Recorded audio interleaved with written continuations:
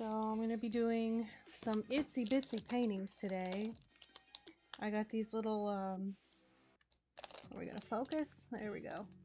2x2 canvases, and I got some that are very thin, and there's 8 of these, and then these are on little wooden blocks, and there's 6 of these.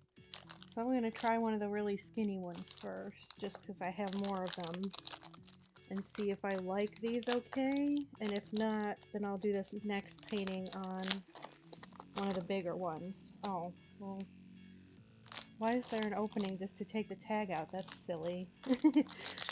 Anyway, yeah, so I got these from Blick during their sale a couple of weeks ago. I should have grabbed an X-Acto or something to open these. I didn't realize they were going to be wrapped inside of the plastic. This is a lot of plastic waste. Y'all are probably gonna get used to hearing me rant about the amount of plastic waste with art supplies if you watch my streams regularly. I just feel like this is really unnecessary. Alright, so here's the first canvas, and these are already, they're supposed to be pre-primed with black gesso, so they're ready for you to just go ahead and start painting on them. Let me just take one of these out so I can kind of get a feel for the difference between them, because I think the boards themselves are pretty much the same. It's just that one set is mounted and the other isn't. So I bought these to make tiny paintings for doll dioramas and doll photography kind of things. But I think they might also be kind of fun to just paint, especially these ones with the flat backs would make really neat little magnets. Oh, that spot on my camera is still there. It's really gonna bug me, but I didn't get a replacement.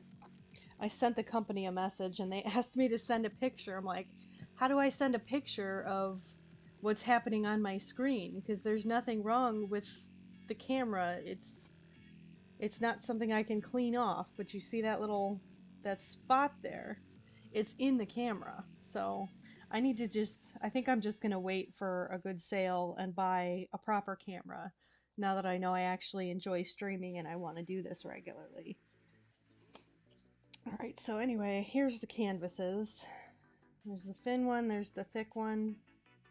So I feel like the thick one might actually be a little bit easier to paint on just because it's a slightly raised surface. But I'm still going to try one of these first. And this one I kind of just want to paint some fun little shapes on it. I don't really have anything specific in mind. So I'm just going to take some of my fun colors, take my purple with the glitter in it, take my little minty green, and I don't need the glow-in-the-dark white, so let me just take a regular white and shake my paints up really quick.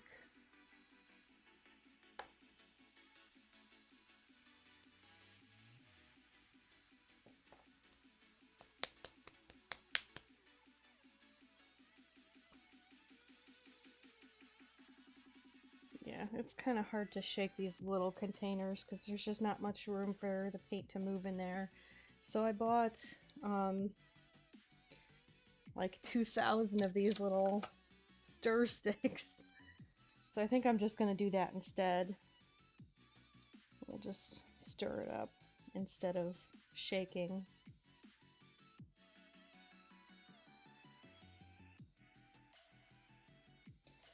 I'm just going to paint directly from the pots today because I have no clean palettes because I'm lazy and I keep not cleaning my palettes after I've used them.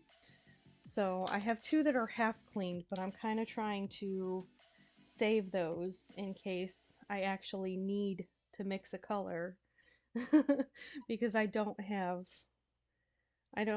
any that are totally clean. Oh no, this white has gotten very I don't know if you can see this on the camera, but it's gone very thick.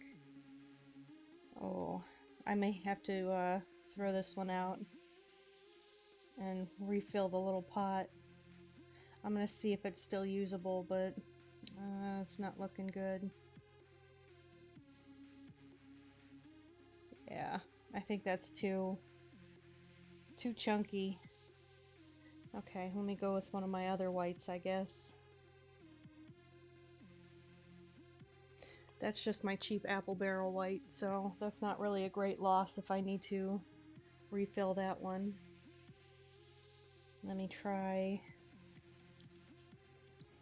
one of my whitest white betas instead.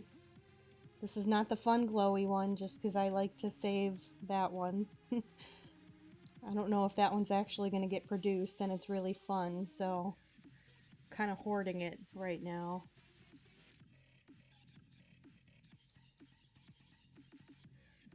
Yeah, this one's mixing a lot better.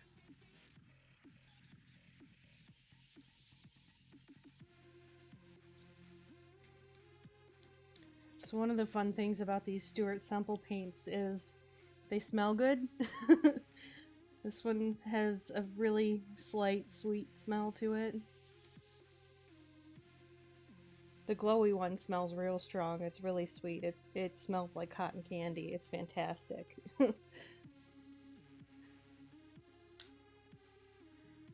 So if you're a weirdo like me that likes to sniff your art supplies, I don't know if anybody else does that, but I've been watching Nerdy Crafter on YouTube, and she sniffs her art supplies, so I know it's not just me. I'm not the only weirdo out there. Yeah, see, this is what it should look like when you mix your paints. It's nice and thin.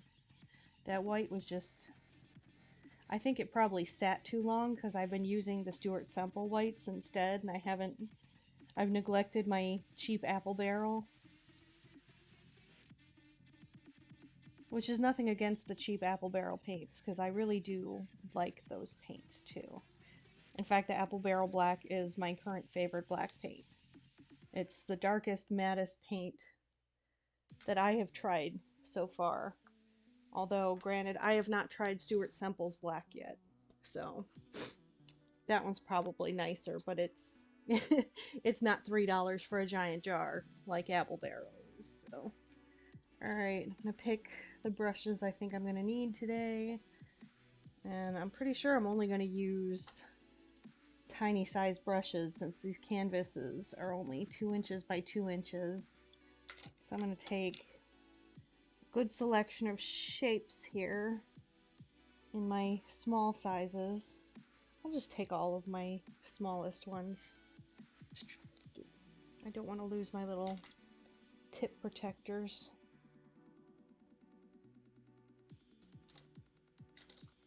Okay,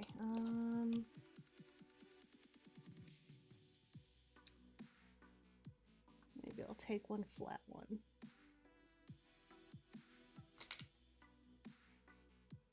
That should be good.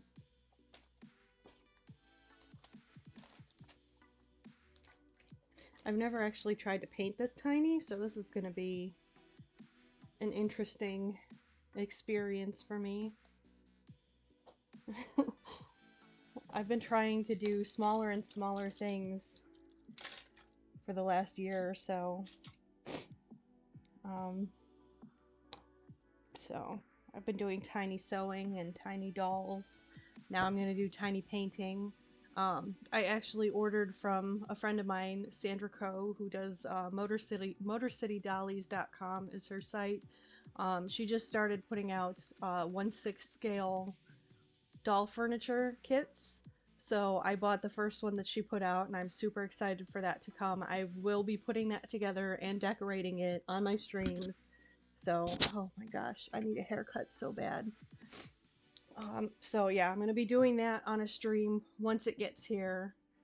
I'm pretty excited about that. So yeah, these are they do fit pretty well with, let me grab a 1/6 scale doll here.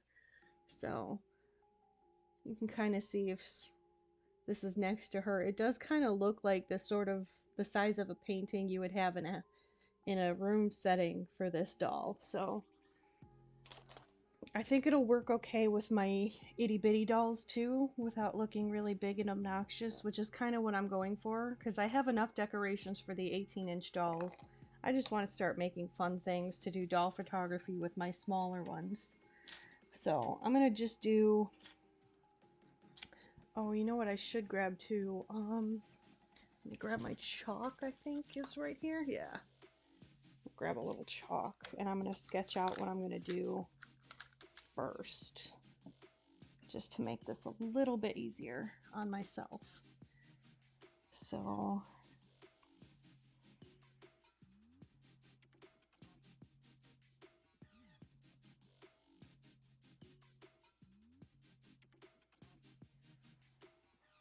do a little coffin up here,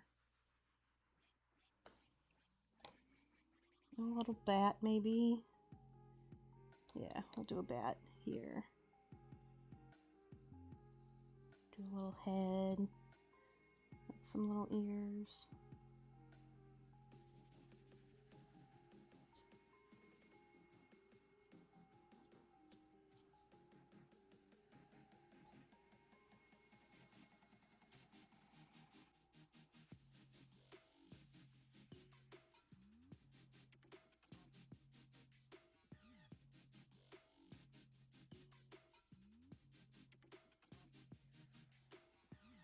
Do it upside down. I think that'll be a little easier to get it even.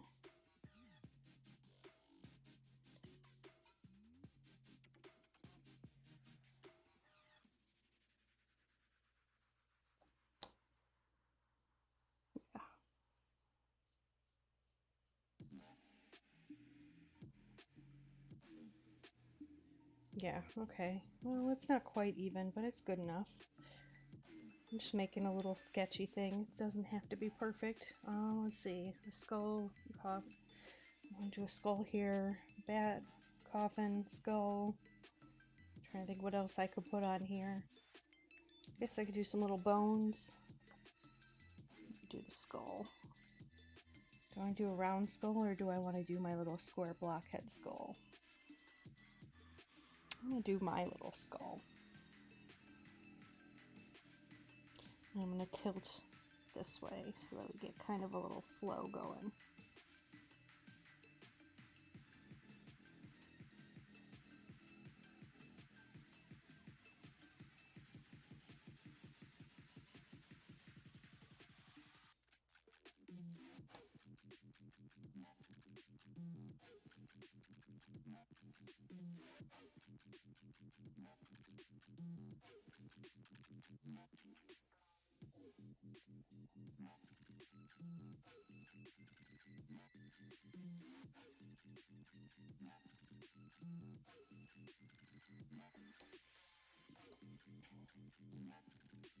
Actually, how about if I do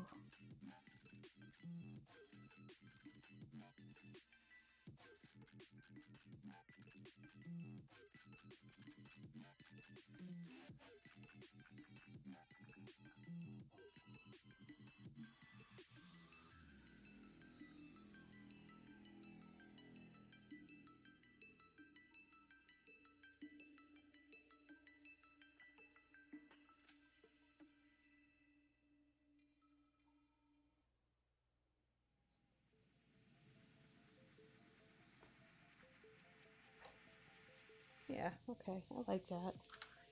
So let's start painting.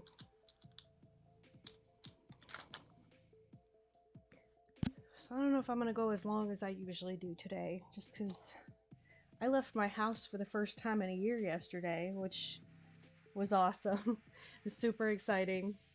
I went to the fabric store. I went to Five Below, which if you don't have Five Below near you, it's sort of like a dollar store, but everything is $5 and under instead of a dollar and under. And they have a lot of like pop culture kind of stuff. So I got a Baby Yoda water bottle, and I'm really excited about this water bottle because I use a rollator. If you don't know what a rollator is, it's sort of like a walker, but it has wheels and it has a little seat. So because I have fainting issues, so if I feel like I'm gonna faint, I can pop my brakes and sit in the seat. Anyway, I have a little cup holder that I bought for my rollator, and I haven't been able to find water bottles anywhere that fit in this cup holder because it's a skinny cup holder. And this water bottle fits that cup holder like it was made to go in there. It's perfect. So even though it's a cheapy $5 water bottle, and I'm pretty sure that this design is going to scratch off over time, I'm a sticker collector. I can decorate it once the decals are gone.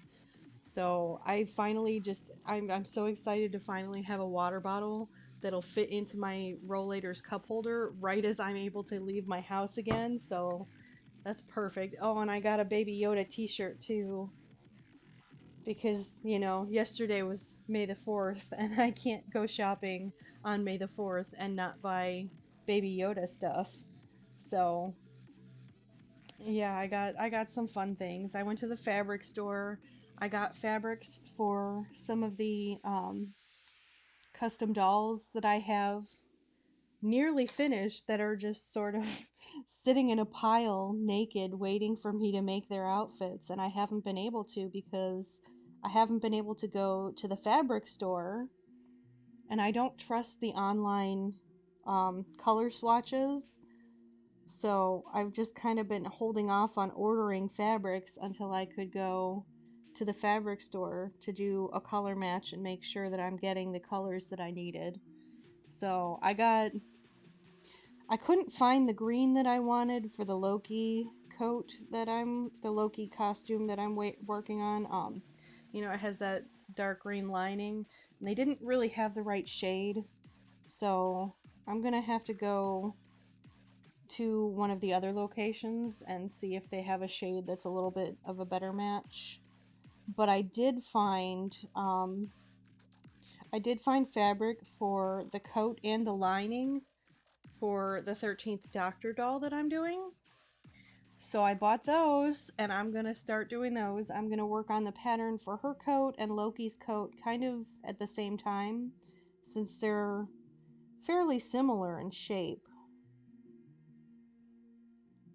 It's just, the collar area and the fact that hers has a hood that make them different shapes, but they're very similar. So I'm going to work on those patterns at the same time.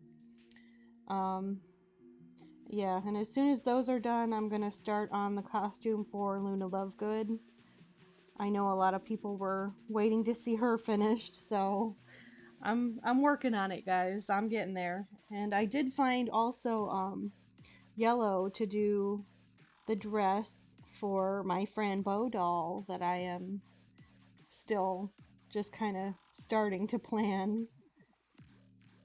That was actually the doll that I held up. I bought this head is from a doll that's called a Tanku doll. And I saw that and I was like, oh my god, that's Frambeau's face. So I bought the doll and I popped the head off, and the body is on one of the jointed bodies that come on the factory Blythe dolls. So she's gonna be my little hybrid doll. Yeah, but I'm gonna be working on her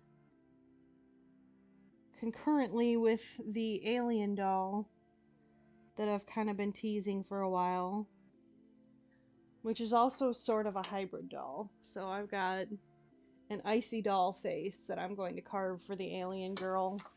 And I have a scalp from a Blythe doll that I kind of want to put on there. It's a fake Blythe doll, so I think it may work.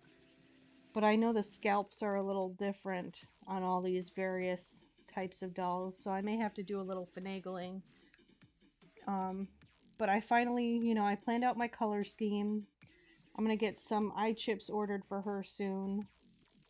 But I'm not really in a rush to do the eye chips because if any of you guys have ever worked on an icy doll, then you know that the eye chips that come in their IMAX they're basically super glued in there. I'm going to have to soak it in water for like a week to loosen up the glue enough to get her original eye chips out, so it's gonna be a while before I can put new ones in.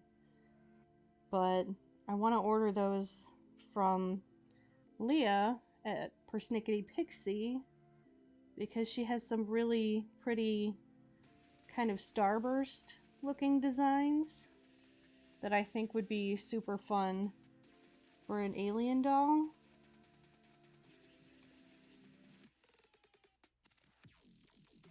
And I'm debating if I think hers are glass, so I'm pretty sure that I would have to Dremel out the iMac to make a little extra room because icy eye chips are slightly smaller than Blythe eye chips.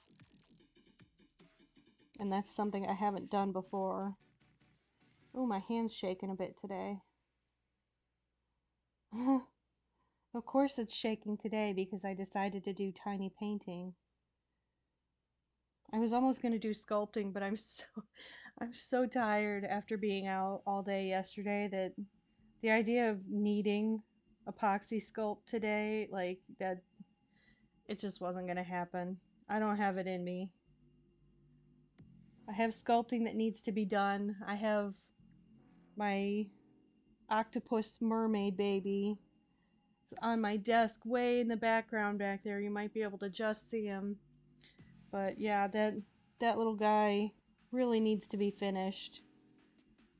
I started him in Mermaid of last year. He was a Mermaid 2020 project that didn't get finished. It's now Mermaid 2021. I'm determined I'm going to finish him before another Mermaid. Mermaid is an Instagram challenge for those who are probably sitting there going, what the hell is she talking about? It's typically a drawing challenge where artists will draw a mermaid fitting a different theme for every day of May. And I sort of gave myself my own little mermaid challenge last year as a sculpting challenge because I had that particular cheapy plastic vintage baby doll. And it came with one of the legs detached and damaged to the point where I couldn't have fixed it even if I wanted to, so I just decided I was going to do something different with it. Hey, Julie, I am making teeny tiny paintings today. Just rambling about how I am way too tired after being out all day yesterday to do the sculpting that I had initially planned on doing this week. So I'm doing these instead. I had bought these teeny tiny canvases as sort of a filler kind of project for whenever I had an art stream week that I didn't have any major projects going on. So it worked out well because I'm doing them today when I'm tired. And I'm going to be painting them for 1/6 and 1/8 scale doll displays. So I have some that have mountings on the back that you can just hang them. And then these ones are just kind of flat. So I think that they would be kind of fun for magnets. And then if you have a setup like I have where I have a thin board for my photography, you can put a magnet on the front or on the back of that and hang them that way and not have to have pins or nails or anything. So just sketching something up just kind of for fun. This is the first one I've done, so it's nothing special. I just thought it would be kind of a fun thing to try.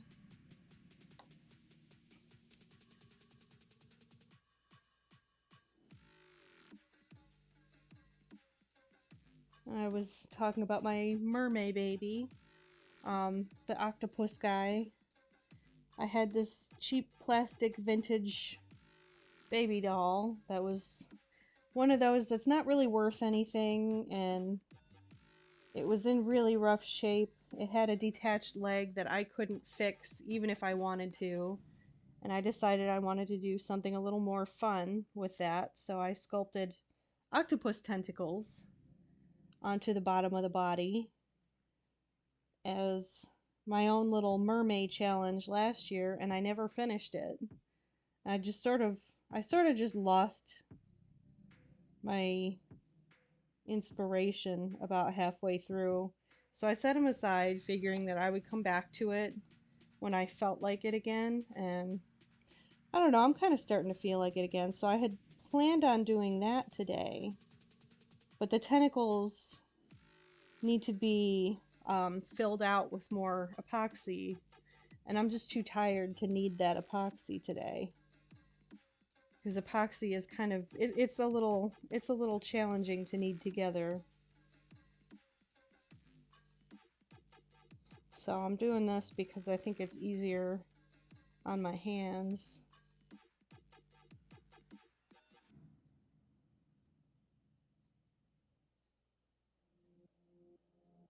It's still pretty fun. I'm enjoying it.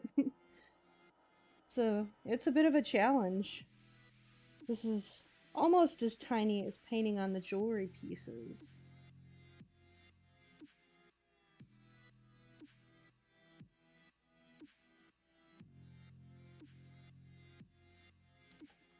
Probably should have used a slightly smaller liner brush because I think that got a little blobby. Get my little small liner again and go over the edges. Yeah, so I bought a bunch of these itty bitty canvases from Blick because they were having that big sale a couple of weeks ago. And they're 2 inches by 2 inches, so they're itty bitty. But I just thought it would be kind of fun, and it would be a neat thing to have for my doll photography, to be able to just have doll-sized art in the background. And I'm gonna have to practice some tiny sketching because it is really it is really a challenge to paint on such a tiny canvas. But I think it would be really cool to have like a Blythe portrait in the background of my Blythe photography.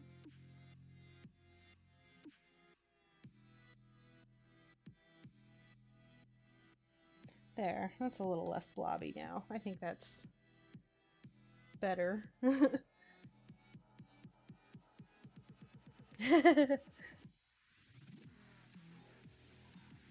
Yeah, I should definitely fold more of my laundry. I've been slacking on that again. But I wore myself out yesterday. I probably shouldn't have let myself stay out quite as long as I did. But it was just so nice to be out of the house.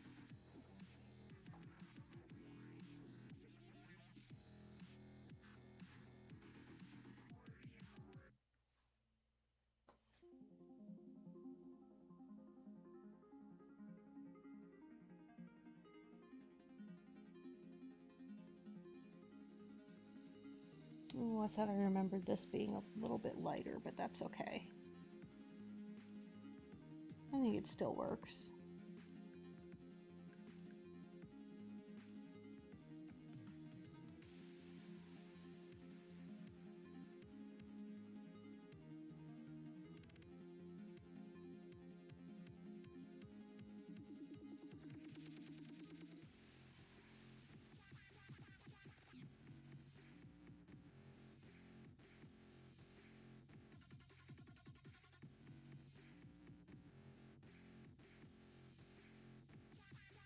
Yeah, I want to do, like, especially of Abby and Effie, because they're sort of, I bought them to be like my shop mascots. That's why they're purple and green, like my shop colors. So I think it would be really fun to have like little portraits of them that I could kind of hang up in the background when I'm doing the product photos for my shop.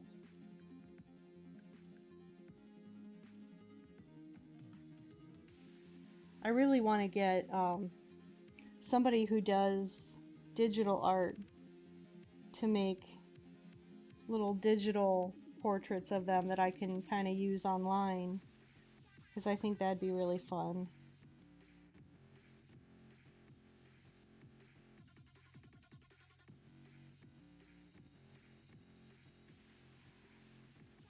Oh, these tiny bat wings. It's really different painting on a canvas too because it's not totally a smooth surface.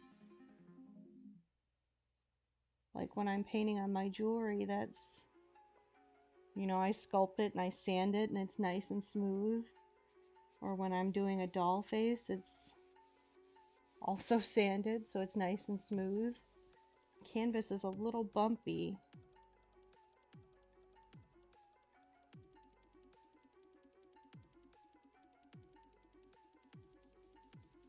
But I think this is probably good practice too, so.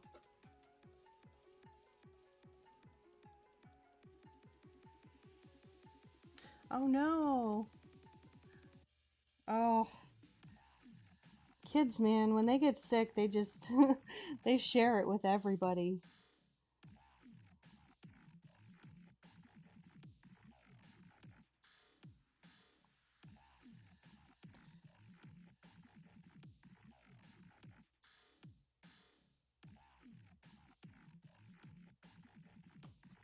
I have a niece who's school age and a nephew who is just coming up on school age. And honestly, like, he hasn't started preschool or anything yet because of COVID. But it's probably for the best because they'd just be passing around germs in that household. I don't know about the youngest yet, but the older two, neither one of them are hygienic children. I mean, not that that's almost an oxymoron in the first place, a hygienic child, but you know, when you have a kid who you repeatedly have to remind to wash their hands after they use the bathroom, it's probably better that they're not going to school in a pandemic.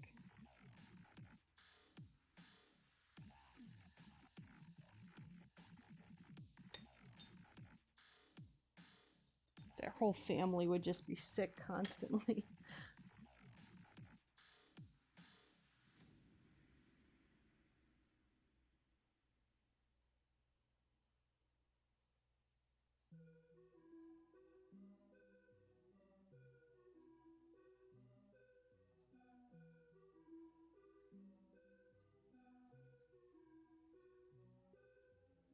I wasn't sure how this was going to work to paint on a black canvas too with light colors, but these are primed with um, black gesso, and it's working really well. Like, I don't think that coffin's gonna need an extra coat. I think probably the skull will, just because it's white, and maybe the bat in some places. But this is, I mean, it's covering really well over black.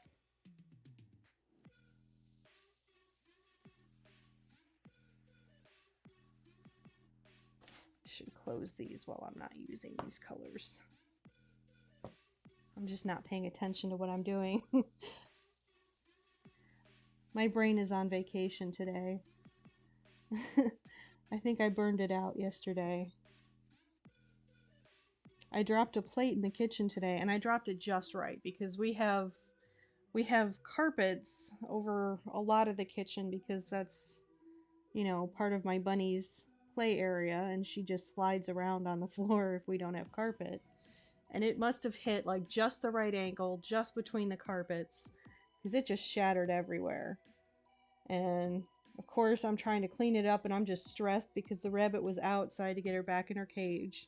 And I go to clean it, and I grab the Swiffer sweeper, and I didn't put a cloth on it, and I went to start sweeping. I'm like, oh, I'm not gonna sweep the floor with a rubber mop without a cloth on it. And then I went and grabbed the vacuum and tried to vacuum and went, why isn't it turning on? Forgot to plug it in. That's just how my brain's been today. That's the sort of day that I'm having.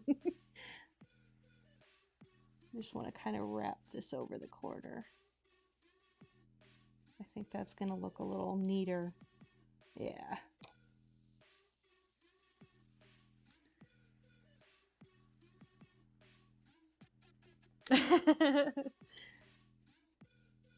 Julie, I'm like that all the time. I know I'm kind of an outlier in a community collecting dolls, but I'm really not a kid person. Like, they kind of scare me a little bit. They're loud, they're very unpredictable. They're things that make me very nervous. So, yeah, being coughed on by a child is pretty much my worst nightmare, not in a pandemic. But yeah, in the middle of a pandemic, that's absolutely horrifying. So, yeah, we're gonna have them, the little ones, staying with us again. My brother and sister-in-law are coming up for my cousin's wedding at the end of the month, and we're gonna have the kids for one of the days. I'm a little nervous. They were here at Christmas last year. Was it last year or was it the year before? No, it had to have been last year because I had the rabbit. So, yeah, they were here and it was it was rough, man. They love my bunny. They absolutely love my bunny. They want to hang out with my bunny all the time, which is very stressful for me because I have to be the mean aunt who says, "No, we can't hang out with the bunny right now. Bunnies sleep all day."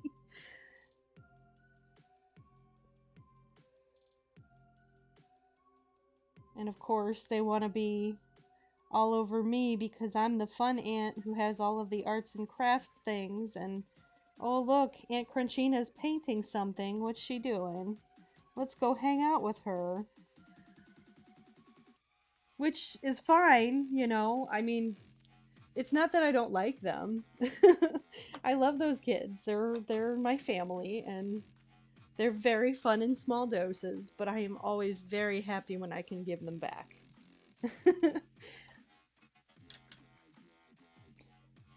All right. I don't know. I gotta figure out what color I want to make the lettering.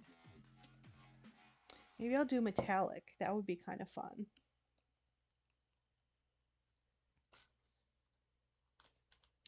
So, yeah, kids, man, they're little germ factories, and I do not have a good immune system, so every time they've visited in the past, my mom likes to laugh because the second they leave the house for anything altogether, I will go through the whole house with Lysol wipes, and anything that a child has touched gets wiped down real good. And usually that works. I mean, I've managed to have children in my house and not get sick before, so you just have to be vigilant. But, you know, my nephew, he loves to get up in his mom's face and then just cough right in her face. So, yeah, that's fun. Oh, you know, I probably need to put a white base for the silver. I'm just realizing that. Even though it is gessoed, I think it would work a little better with a white base. So let me do that first.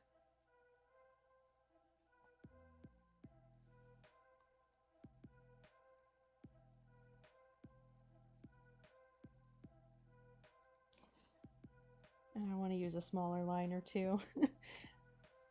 Let me just change everything here. Alright, I want to try, I think probably this one would be a good size.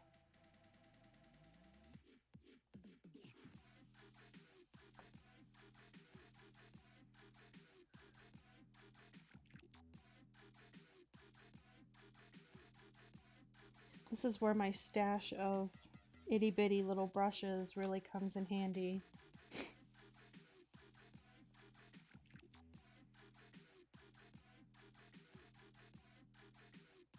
I buy brushes for nail art and miniatures painting, and that's like half of my paintbrush stash.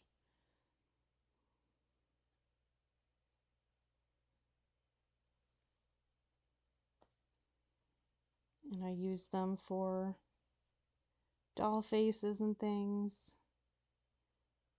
So they have to be very small And I replace them pretty often because as soon as they start to get, frayed.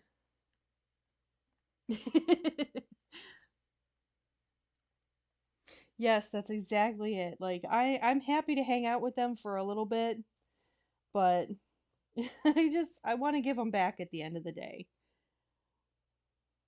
I don't want the responsibility for one thing of like this little person needs me to be on top of things and taking care of them. Like I don't always remember to eat every day.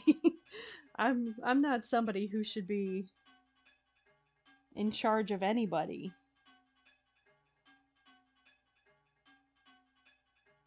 I have my bunny and she's got enough attitude that she has no problem telling me if I'm dropping the ball. But obviously you can't just let a child do that. So I'll stick to my four-legged children.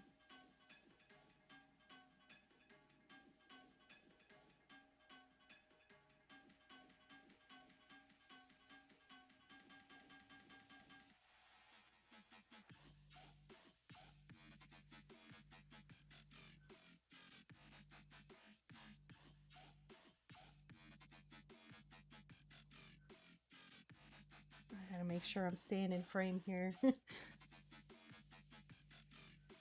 think I'm getting better about that.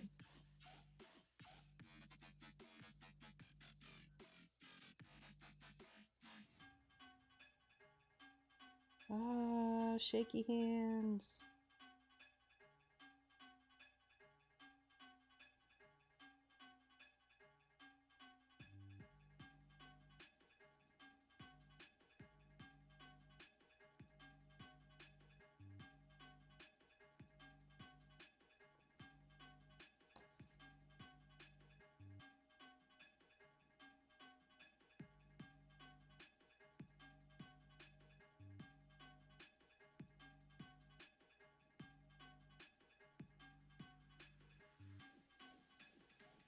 Okay.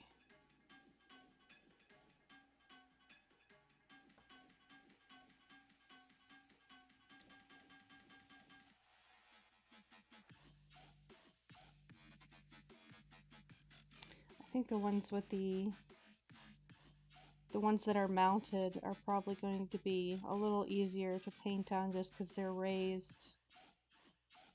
These are so flat to the table. It's like a really weird angle to be painting on.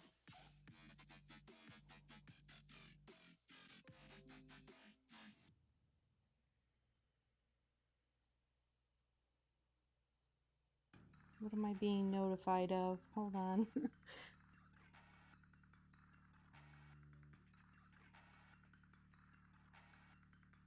Oh, I got Amazon packages. I'm actually gonna go grab those because one of those is something that I am planning on painting on stream on another day. So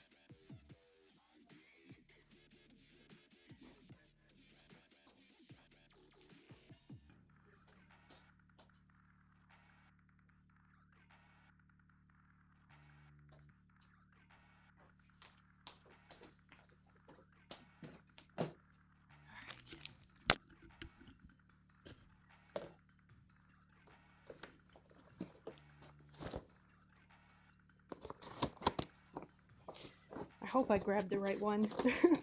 I brought them all in, but Amazon packaged everything separately this time, so here I go rambling about plastic waste again, but okay.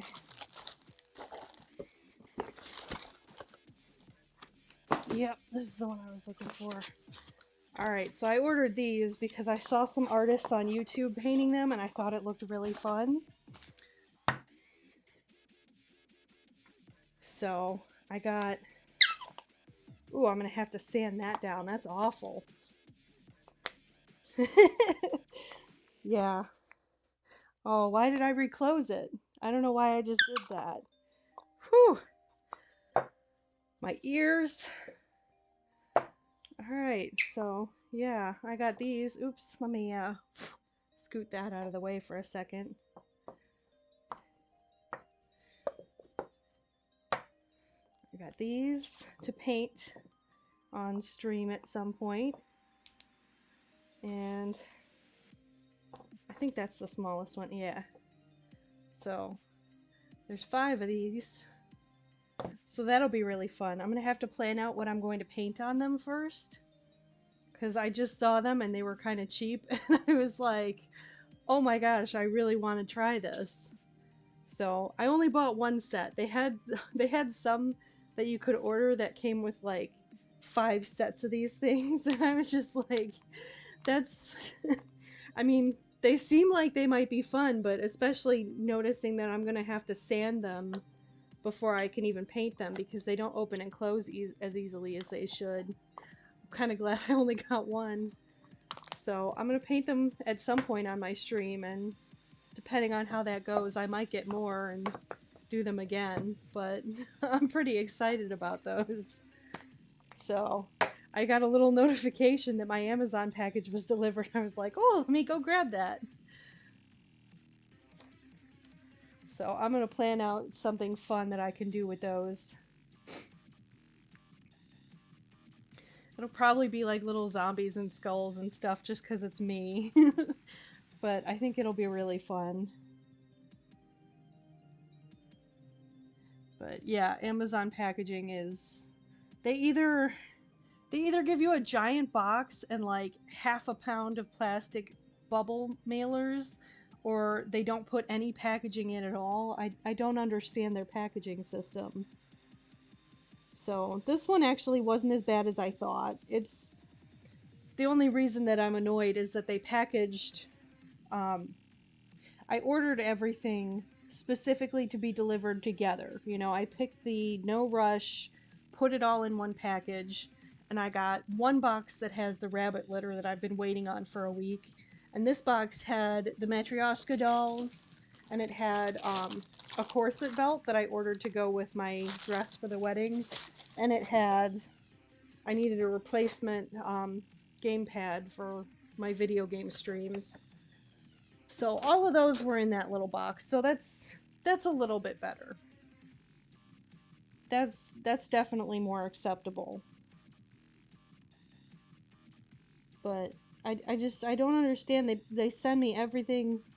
Sometimes I'll have one order. You know, I order it all at the same time, and I'll pick the no rush, send it all in one package. I just want to save on, you know, all of that plastic.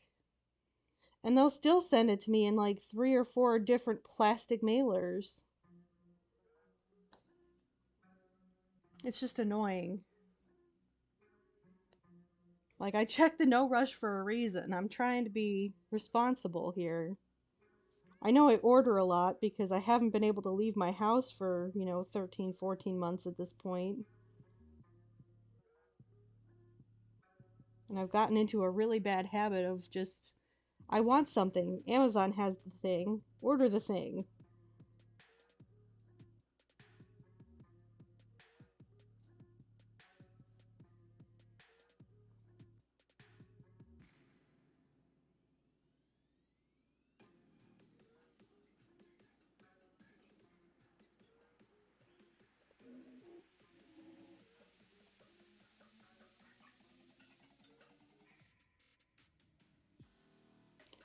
I'm just trying to focus on getting these letters.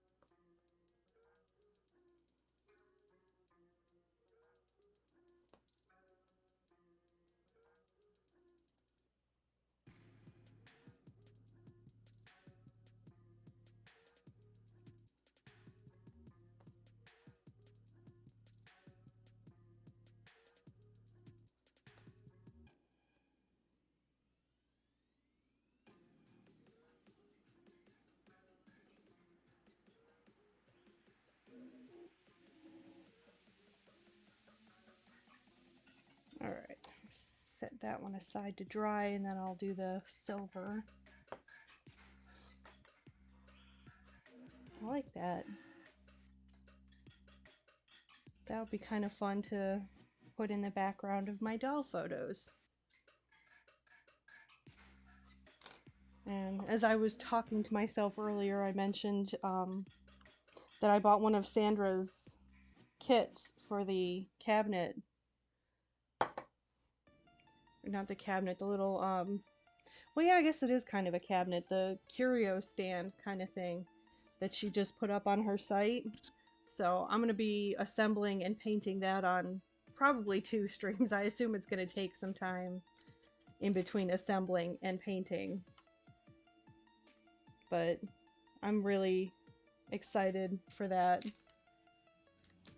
Alright, I'm going to try one of these with the backing now. I think this is going to be a little easier to paint on just because it's not quite as awkward of an angle.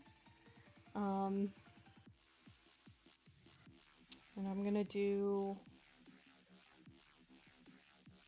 I need to pull up a reference really quick.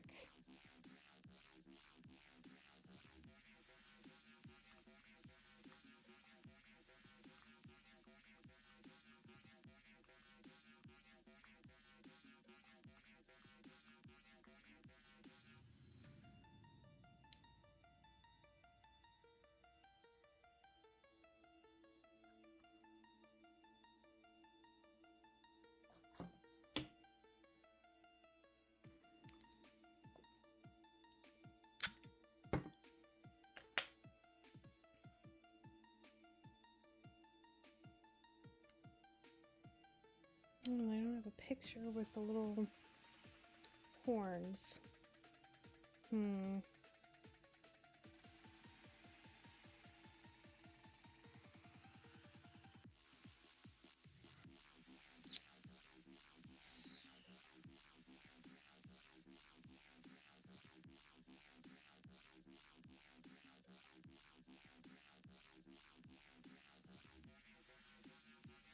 Okay, well, let me just get one of those then. Just want to do one of these little dudes. This is from the game Among Us. These are little characters. So I like to play as purple. I did this one with needle felting on my last stream, and I really like how that came out. So I'm going to figure out how I'm going to mount that, and then I'm going to give that away on my Instagram. But I'm going to do this guy. I didn't grab my dark purple paint. I have to grab it because I usually play as purple, so I'm gonna paint the purple guy. I'll grab my paint really quick.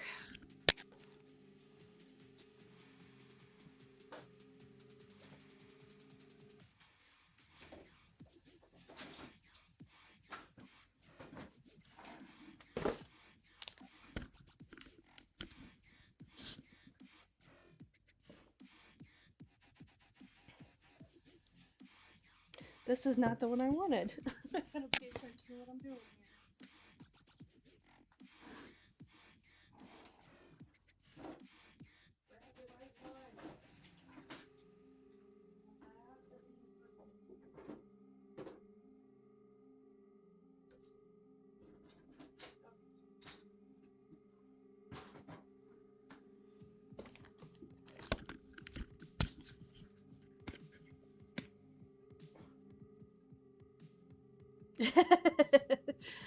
Oh, that's funny.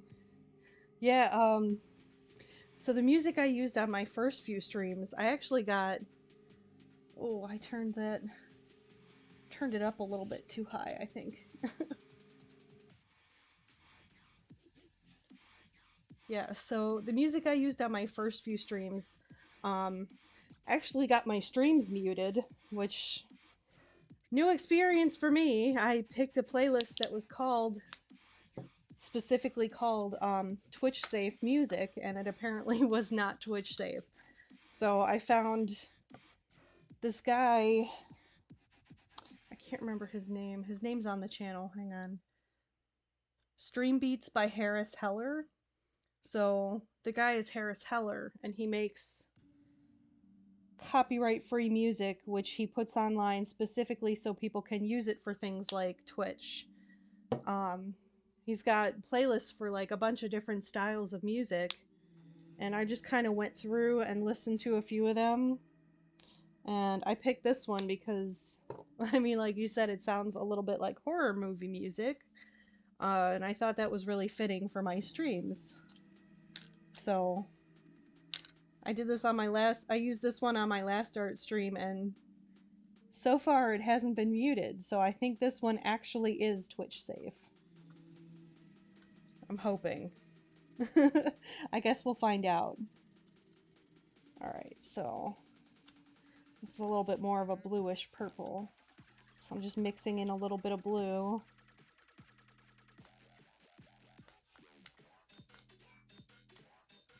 Probably a little bit more blue.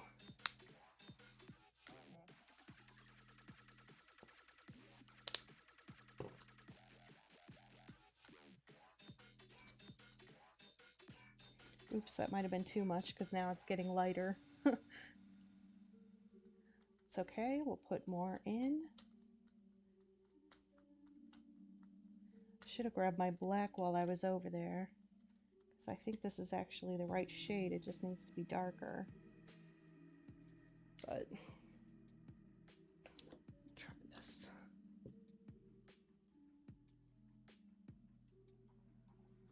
But yeah, I feel like I kind of feel like this playlist almost feels like Resident Evil music. You know, like you expect for some zombies to be creeping around the corner or something. Or a killer in a mask.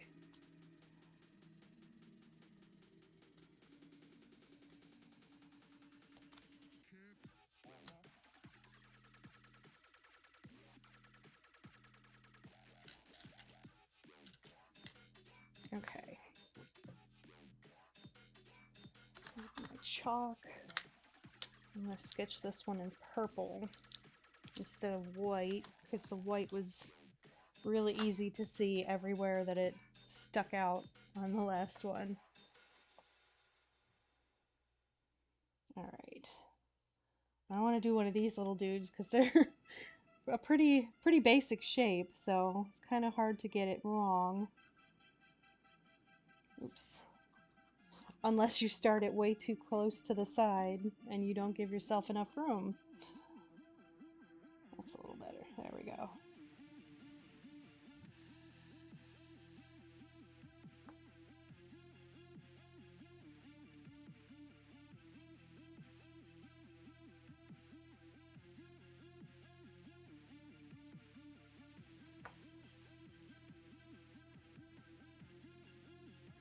I'm gonna try this. So one of my art teachers, probably the most helpful art teacher I've ever had, told me that if I'm having trouble trying to copy a picture or an image or any kind of a shape, and it tends to be an issue for me because my brain doesn't see it as a shape and can't process it as a shape. So if I turn it upside down, my brain stops trying to make it an image and sees it as just shapes. So if I ever get stuck and I can't make my brain work for me, I can just turn what I'm doing upside down, and sometimes that makes it easier to see as a shape instead of an object.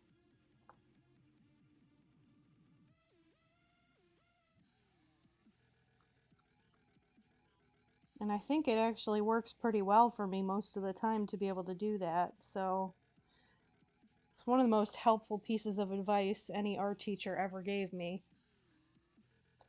To bring this leg back a little bit. And then do the little backpack.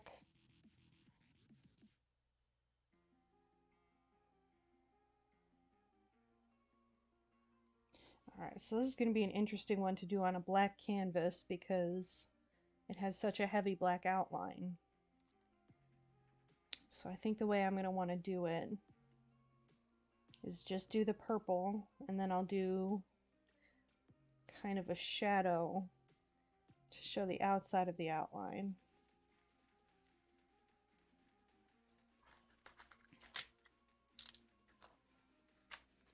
I'm just going to get started and see how it goes. Just sort of wing it. Put the cap on my small brushes.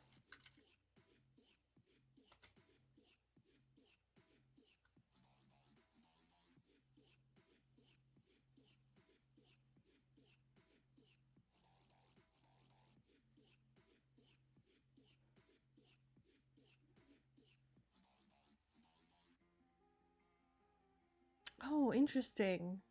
I'm going to have to look that up. Drawing on the right side of the brain. Yeah, I think that would be helpful for me, because that is sort of my issue, is that my brain doesn't work the way that most artistic people's brains work. I tend to be more logical, and like, especially with the fashion illustrations, I was really struggling because you can't just do you don't do normal proportions. So you have to get used to blocking out your figures with these really unrealistic proportions, and my brain was just refusing to see that. So we figured out that if the instructor would give me a strict proportion scale to stick to, like if you would say you need to do 3 inches for your torso, and then you need to do 6 inches for the legs, and then give an inch at most for the feet to drop below that sort of thing. I got the figures blocked out in like 5 minutes, but otherwise I would sit there and I would try for hours and I just couldn't get it right. So every time we would do a different size of paper, I just have him block out a figure for me, and I would measure the proportions on that figure, and I would use that to make my scale lines for that size of paper. And I didn't have any problems after that. And after a while, I kind of figured out how to do it myself to get the proportions where they needed to be. Because if I can give myself scale lines or like a grid or something, I can do everything that I need to do. My brain just needs to have some kind of like a logical thing to focus on. And none of my art teachers growing up ever taught that way, so it made it really hard when that's the way you learn and that's not the way any of your teachers are teaching. It's just kind of hard to grasp even basic concepts. So a lot of them, I basically spent my entire life before that class thinking that I couldn't draw. And really, I can draw just fine. I have to figure out ways to work around, how my brain wants to be. And a lot of people at the school I went to were not big fans of that teacher, because he's a really, really smart guy, and I think he had some trouble kind of teaching down to people who weren't quite as smart as he was. Um, which, I get it. It can be hard to teach people who don't learn the way that you teach, and I think that's where most teachers failed. But honestly, he was the kind of guy where he really just wanted you to speak with him, tell him, I'm struggling, what can we do? And he was more than happy to spend one-on-one time working to figure out a way that worked for you. And because the class sizes were so small, it was really easy to be able to get one-on-one time even during each class, so that if you were really struggling, well, here's how we can make it work for you. He gave me books and stuff to use to kind of have extra references. He sort of figured out that, like, I need more visual references than other people. I need to have those points of mathematical reference to draw from, literally to draw from, to be able to draw. But once I got all of that, like, I started getting all of my work put on the walls. I was like, oh my gosh, this is crazy. No art teacher has ever wanted to put something I drew on a wall.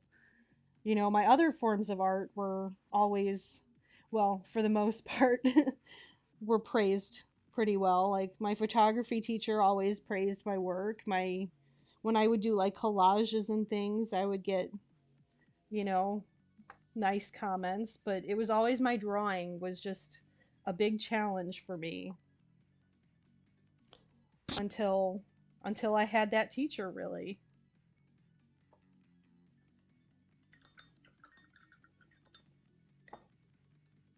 Absolutely. Art is very much a teachable, learnable skill. 100%. I firmly believe that as well. I think it's just a matter of you have to have a teacher who will work with you to figure out how you need to learn, because truly everybody learns differently. I don't think any two people learn exactly the same.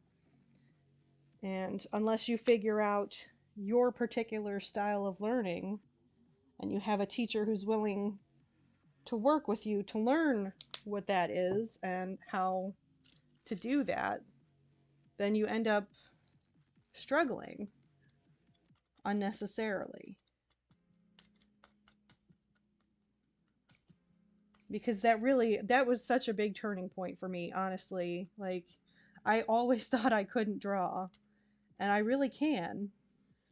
It's still something that I have to work at a little more than, the people who really excel at it, but it's not something that I can't do if I continue to practice.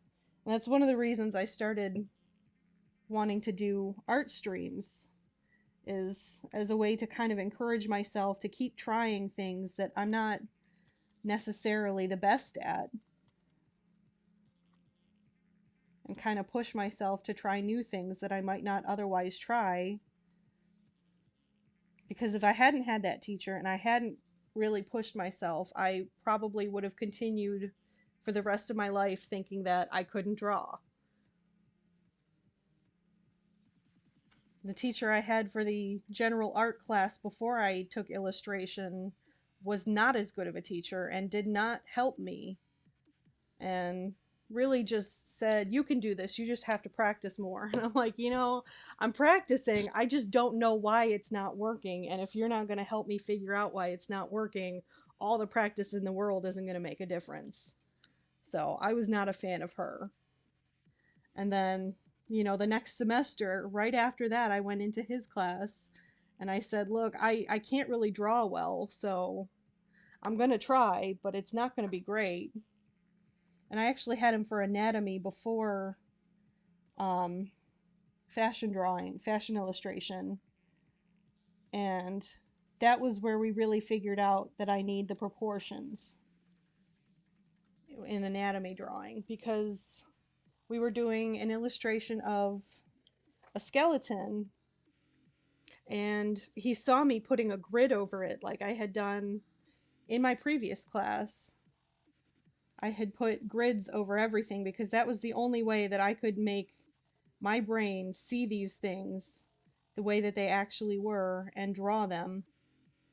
So he saw me putting the grid over it and he's like, what are you doing that for? So I just explained that I can't draw, and for whatever reason, when I put this on here, magically now I can draw. And he was like, oh, that's not magic. Here's what's going on. Here's how we're going to deal with that. And it was fantastic. I've never had any art teacher try to figure out why I couldn't learn, why I couldn't learn art. And it was amazing.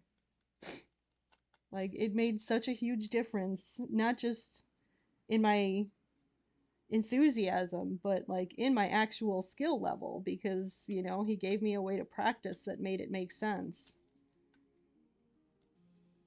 As far as I'm concerned, he was the only teacher at that school who deserved every penny of the salary that they made. So Most of them, it was a very overpriced school. They were very overpaid for the mediocre education that I got, but that one class alone was fantastic. I think that probably changed me as an artist and just a creative personality in general more than every other class I took there combined.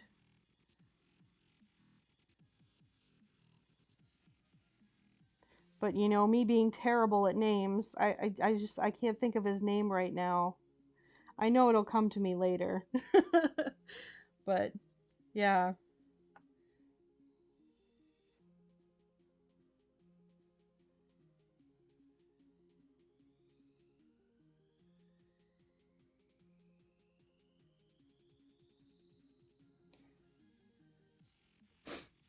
I want to say his name was Mr. Melnick, but I don't think that was the right teacher. I don't know.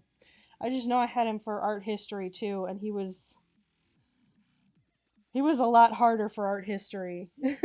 That was where that just kind of expecting everybody to be really smart all the time came in, because history is not one of my strong suits. Even when it's art history, I had some struggles in that class, but I enjoyed it immensely. Struggles or no struggles. People like to hate on art history, but it's a really fun class.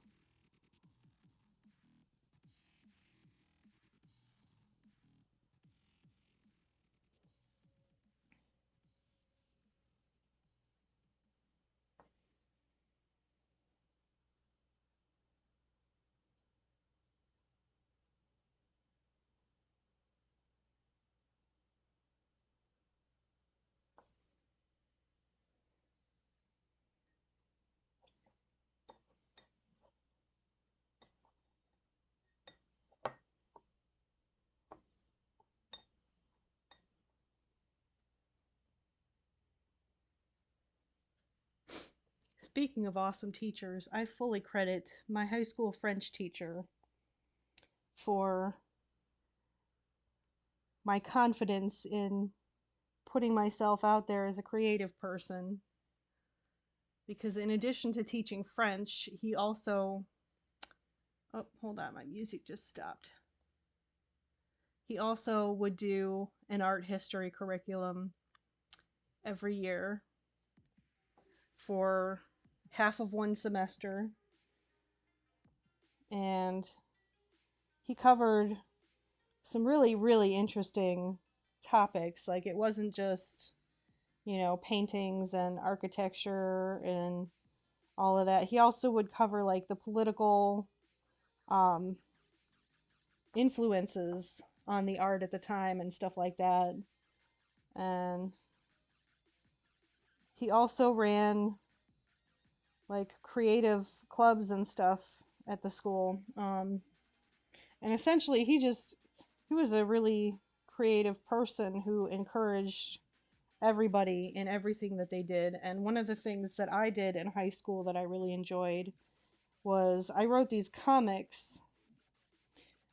And this by the way was when I was firmly in the belief that I could not draw. So I drew these comics that I thought were just really awful. But looking back on them, they really weren't that bad. They were just very stylized. Um, anyway, the comics were called Frenchman, and it was a comic about a superhero named Frenchman who was very good at French, and his arch nemesis was bad French speaking guy who basically made all of the rookie mistakes that people new to French tend to make. And so it was kind of like a learning tool, and I basically used it to help me learn the language. And I just showed him once because I was like, I've been doing this thing and I've been finding it really helpful. And it's probably silly, and I'm sure you're going to laugh at it, but here's this comic I made about Frenchman and bad French speaking guy. And he put my comics on the blackboard. And part of me was like, oh, that's really cool. But also part of me was like, oh my God, every French student is going to see these with my name on it and my very distinctive handwriting. And I also aided for some of his classes, so I would occasionally like help him grade tests and things. So basically every French student who had him, well, he was the French teacher, so every single French student knew my handwriting. Even if they didn't know who I was, they would know that the person who graded their tests was writing these comics that were on the board. And I don't know, it made me really like self-conscious at first, but people started telling me like how funny they were and how much they liked them. So that was really the first time I put myself out there as a creative person and had anybody view my work who wasn't like a close personal friend. And that would never have happened without that teacher. So another shout out to Mr. Reynolds. He's retired now, so he just does he does music and like spiritualism talks and that kind of thing. But yeah, he was a fantastic teacher. I don't think I would have enjoyed French as much as I did if I had any other French teacher. But yeah, he was just such a fun guy and a phenomenal teacher, honestly. He was another one that was very willing to take one-on-one time with students who are struggling and kind of help them figure out better ways to learn.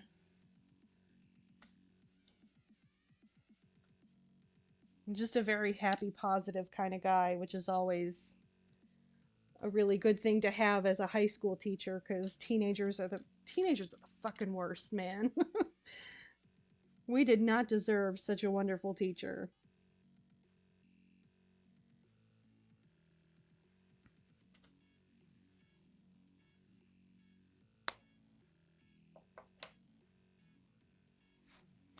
Just mixing my paints here, mixing a little bit of this purple to get the lighter areas.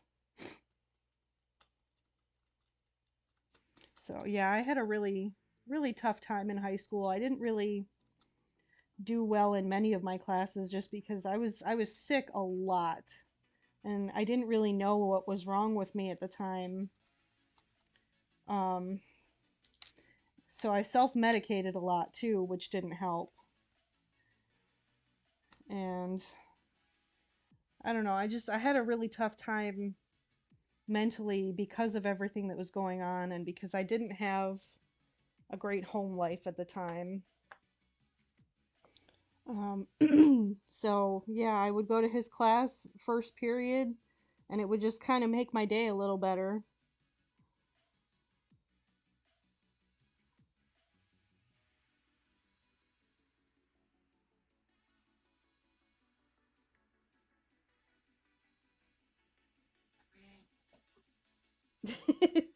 Yeah, yeah.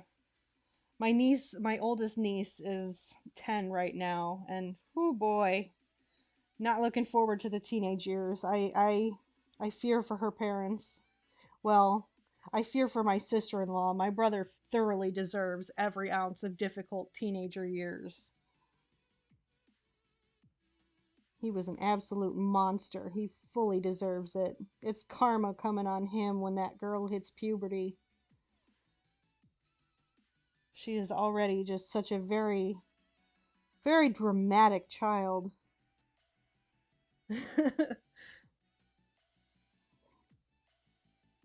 And her little sister is picking up on all of the bad behaviors. Oh no, that's too far over. So, yeah, they're going to be his son. Oh my god, my nephew is he's his father's clone in every way. So, yeah, they're going to get through the teenage years with their oldest and basically come right back to it with the younger two as soon as it's over. It's going to be rough for them.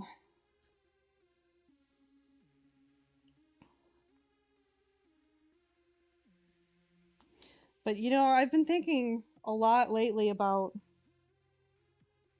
the kids now, this generation that's growing up with, a pandemic and really in their formative years, and what that's going to look like in the future, because they don't have, the high school experience that most of us had.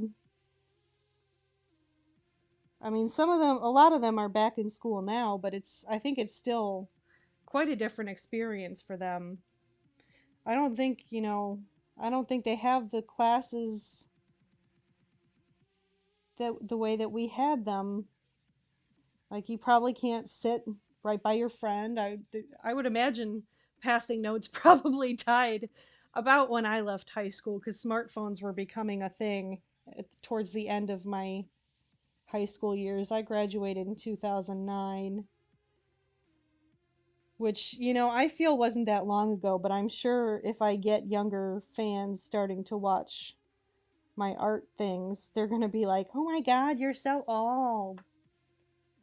Bitch, I just turned 30. I'm a baby.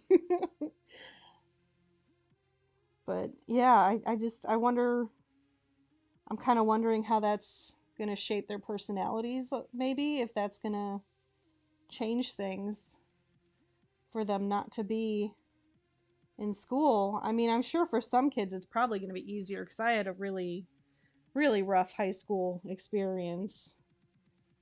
And it wasn't even so much like a bullying kind of thing, because bullying didn't really happen at my school. It was much more passive aggressive. Nobody would outright call you names or like shove you into lockers, but I spent basically my entire high school. Well, something that I don't really talk about a lot is that some of my teenage years were spent in a literal cult. I accidentally joined a cult. It's a long story, but long story short, I suspect I might have some kind of autism or something, because I don't really have a good radar for who are good people to trust or not.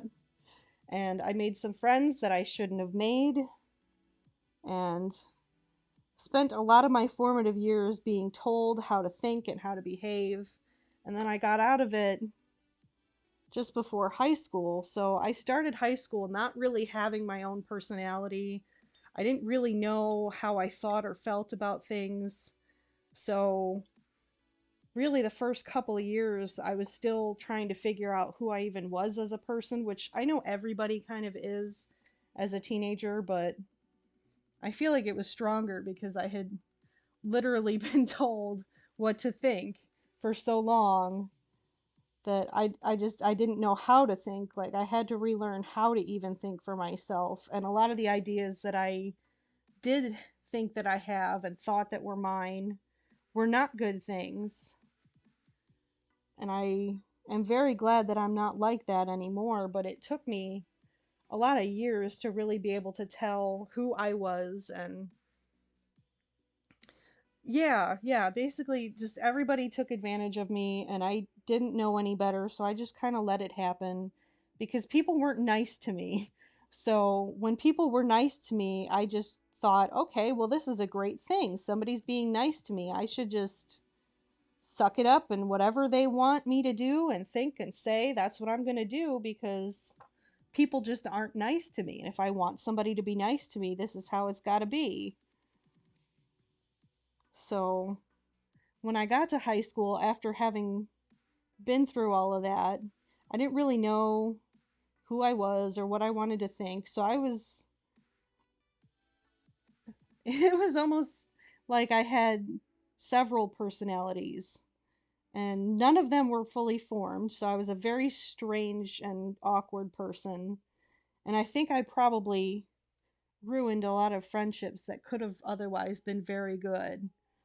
And I do regret that.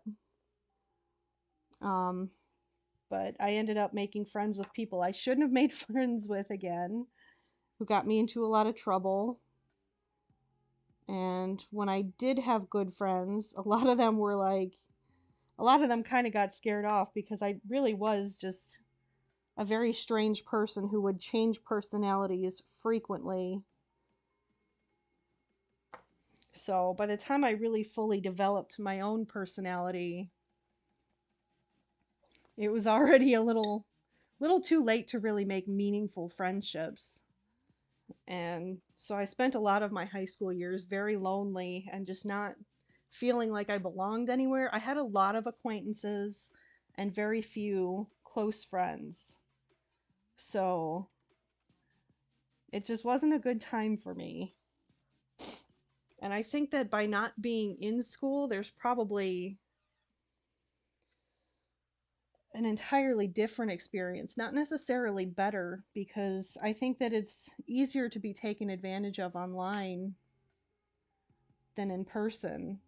And I wonder for kids who are like me if maybe they're going to struggle even more with that, or if it'll be a little easier for them because social media, has people put basically everything online where everyone can see it. So I don't know, maybe they won't get taken advantage of because they can just, I mean, Google exists, and if you put everything out there, then it's harder to hide your dirty laundry, and it's easier to tell, I think. I don't know, I'm sort of just rambling because I like to talk while I paint. But yeah, I think it's going to be a really different experience.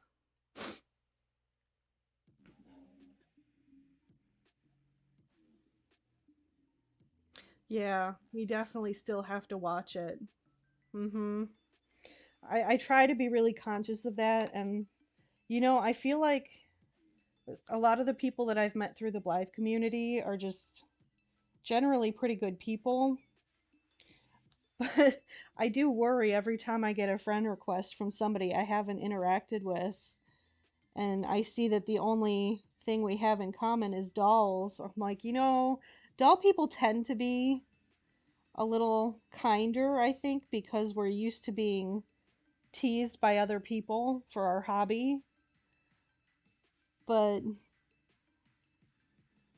there are definitely still snakes in the grass. Like, I was really disappointed to find out that one of the artists that I I liked her work a lot, but apparently she is an anti-masker COVID denier. And that's not the kind of person I want in my circle. So apparently there's still those people, even in spaces that I thought were pretty safe. Alright, I'm going to set this one aside and let it dry, and then I'll come back and do the outlines. I'm going to do the silver on this one while I wait. Here's my silver. Let me mix that back up.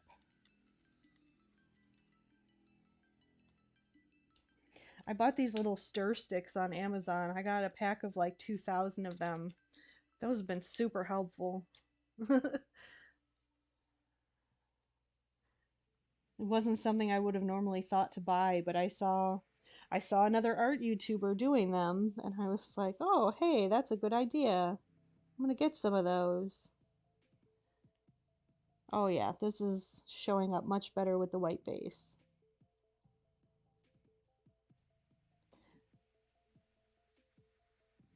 Is that a spot? Yeah, it's just a spot. Okay.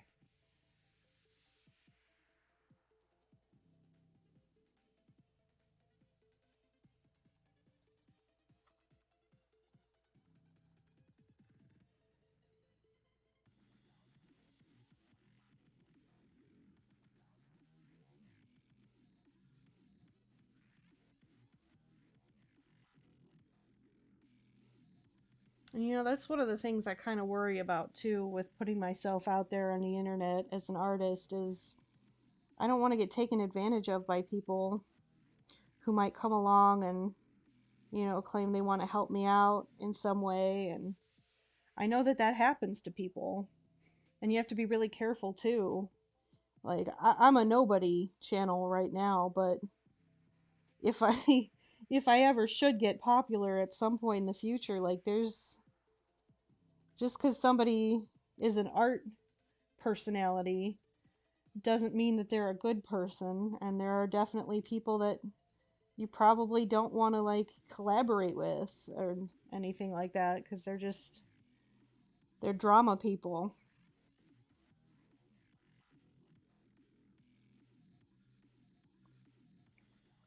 One of the people I follow on YouTube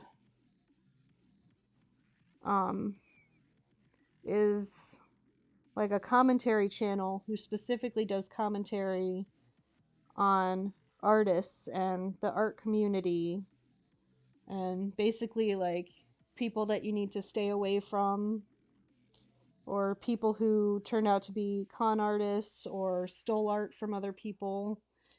And I just I don't watch it because it's like a drama thing. I watch her channel because I think it's a really useful resource for people who are just starting out on, media platforms like YouTube and Twitch to have that information, to know which people are not necessarily the best to work with and who you need to be wary of.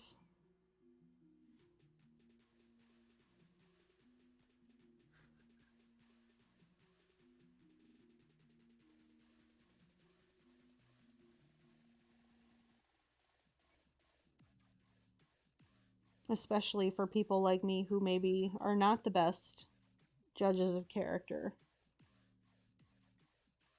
My dating history is, a prime example of my lack of character judgment.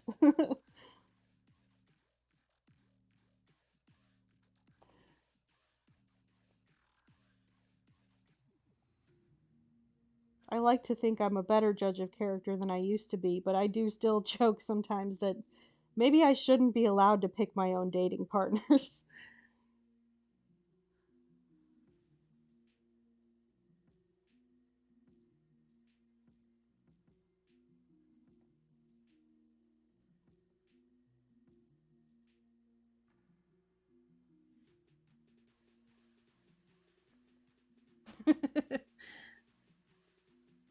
Yeah. And it wasn't even that they were all just that they're necessarily all bad people. It was just that some of them we were never compatible in the first place, and it would have been better for both of us if we had realized that sooner. I'm pretty sure the last guy I dated was gay and didn't know it, and I was basically gay and didn't know it, so that was a disaster of a relationship.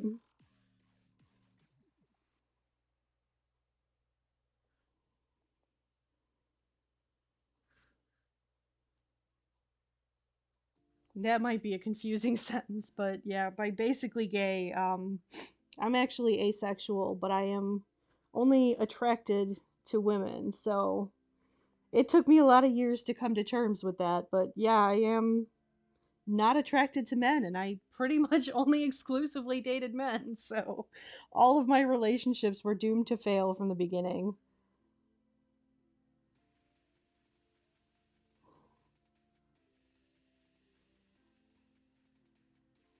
So, my current dating profile is at least very clear on that one point that dating men doesn't work for me. So, we're not going to try that anymore.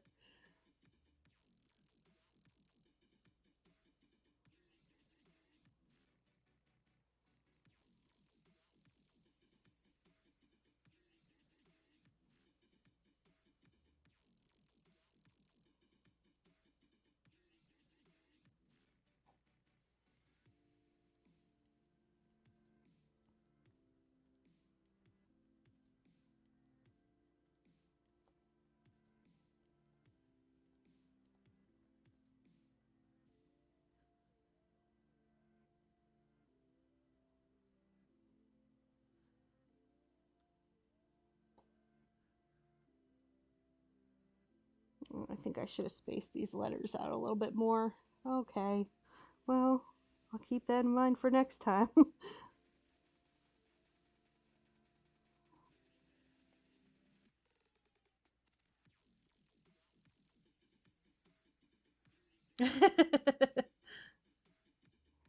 Yeah.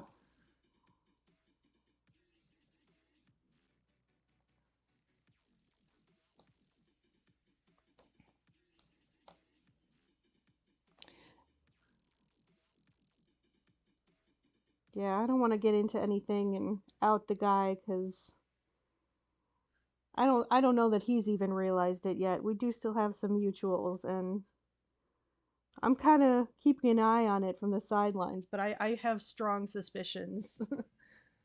Which, it's not anything bad. It's fine. You can be gay and not realize it. I didn't realize I had any attraction to women until I was probably 17, 18 years old, and I didn't really do anything about that until probably the last couple of years. So, all right, there's that one. And it just looks gray now, but that's silver. So I think that's going to dry and look really cool. Cuz this silver is a little translucent, but it is very, very metallic. So, oh, I just got to find my camera. Here we go. So when that's fully dry, I'll clean up the edges with some black and go back into it. All right, this one, I put the paint on this one probably a little too thick because it's still not dry. But I think it's dry enough to go in with the black to at least do the mask. Still trying to figure out how I want to do the rest of the outlines because it's a black canvas. Hmm.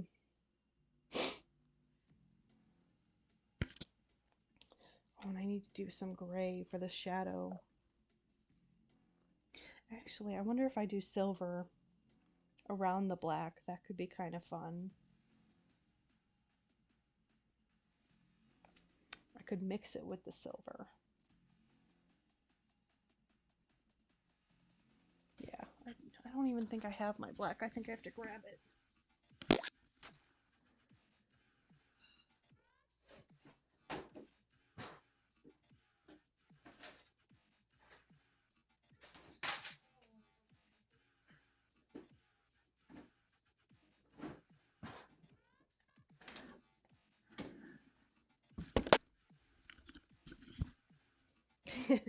Putting a wheelie chair in my kitchen was the best decision ever. Alright,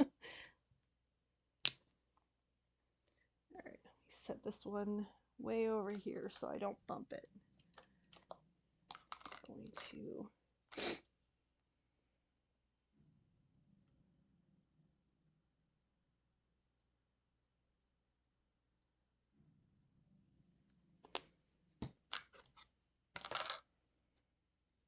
So I did stay friends with one guy that I kind of sort of dated. It wasn't really like anything official, but we were really only together for maybe a month-ish. And he's still one of my best friends. And he is married to another of my best friends now. So I'm glad that one didn't work out because we weren't really meant to be together in that particular capacity. I think we were just meant to be friends.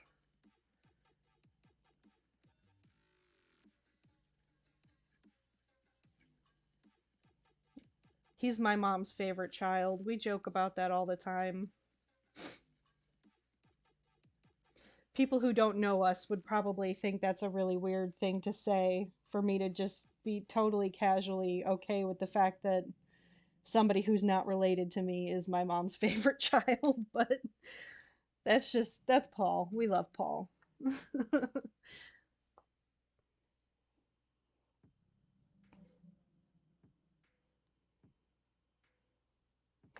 I was friends with him and his wife before they were a couple, and I love them both. They are family to me. They are part of my chosen family. I don't have a lot of blood family that I'm close to. Especially because I am not out to my family other than my mom. They are very religious and would never be okay with me again. So it's just easier to just not be close with them and have my chosen family.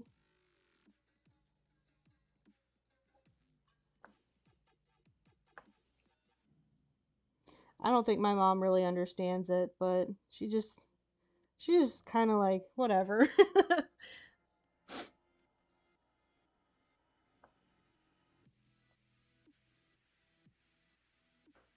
I think most people don't really understand being asexual because it's just kind of, I mean,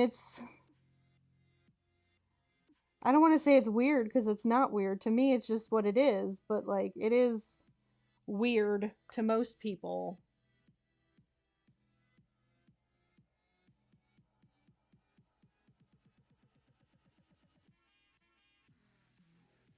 Oh, I made this line a little too thick, but I think it's okay. It's not hideous. Oh, I tried very hard to catch that without touching the paint, and I think I did an okay job. I'm just dropping things today. I dropped the plate before, dropped my paint.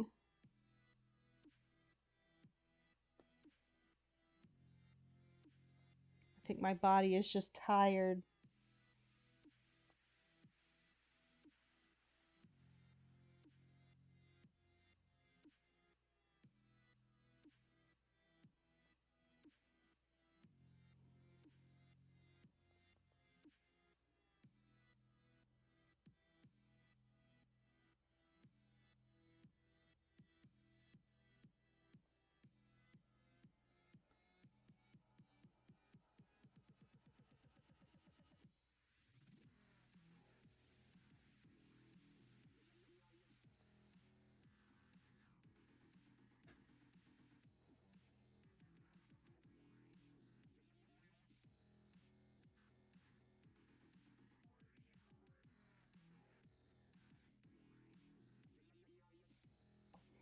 Alright, yeah, I definitely made that a little too thick in some places, but I think it's okay. Doesn't look bad. I just need to clean up the lines a little. Or maybe not. Actually, maybe it's not too thick, because this is a pretty thick outline on here. I may even go in and thicken it up a little bit more.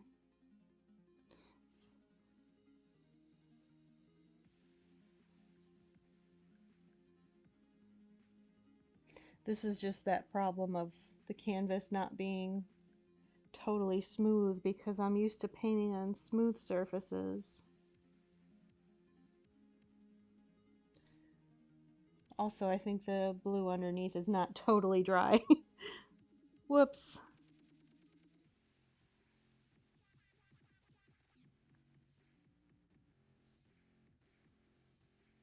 Yeah, I'm glad you could come and join me.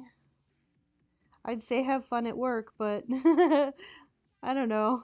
I guess have fun at work.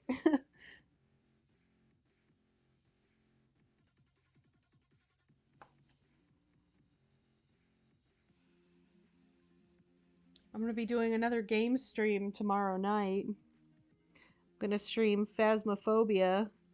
It's a ghost hunting game, which I test played one time so far. It is very fun and very scary. I'll probably scream at least once.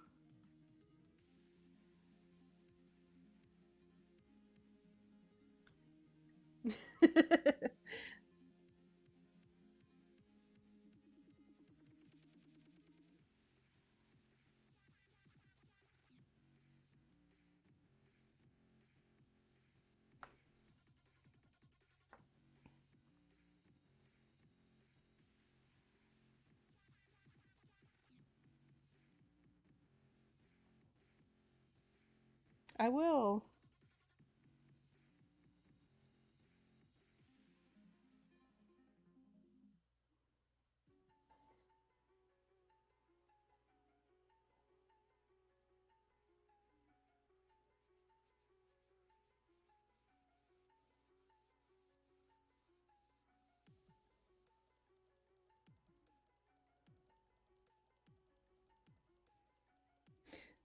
put this more up here so it'll be on the camera.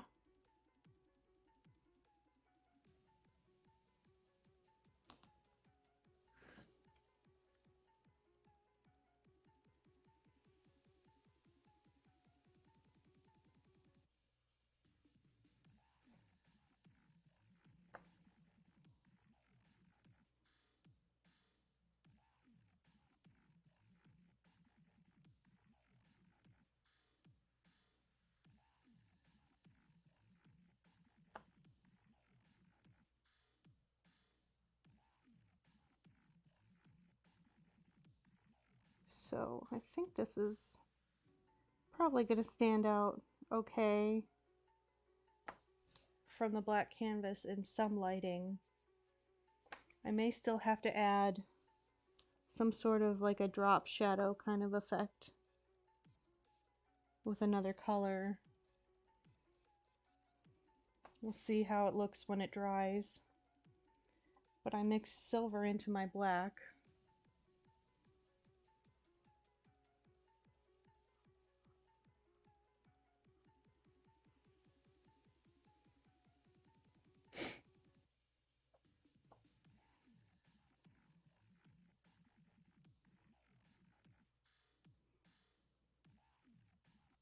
So I wasn't even sure I was going to do a full stream today because I'm really exhausted after being out all day yesterday. But this is pretty relaxing. So probably go until, I don't know, somewhere between 5:30 and 6, like I usually do. Oh, I forgot to add the little shadow under this guy.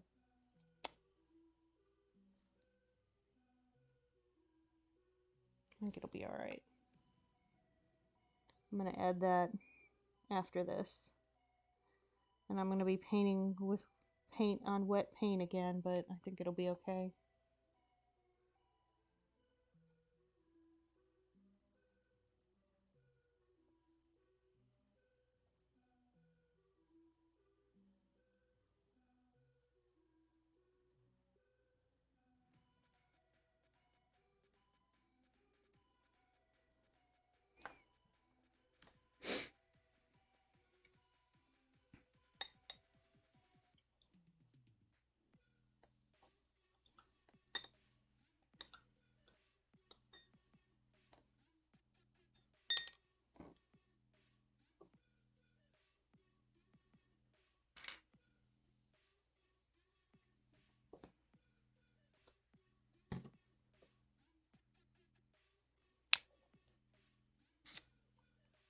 This is what I get for not cleaning my palettes. Oops. Scooch that over a little.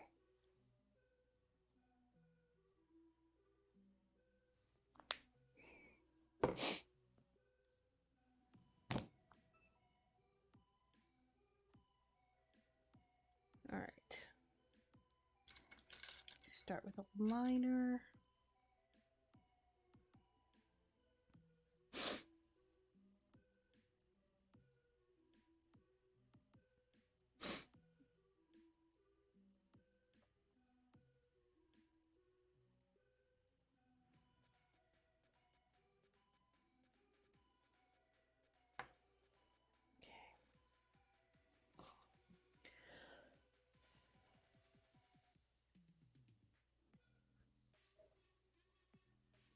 Oof, there's definitely some thick spots on this paint.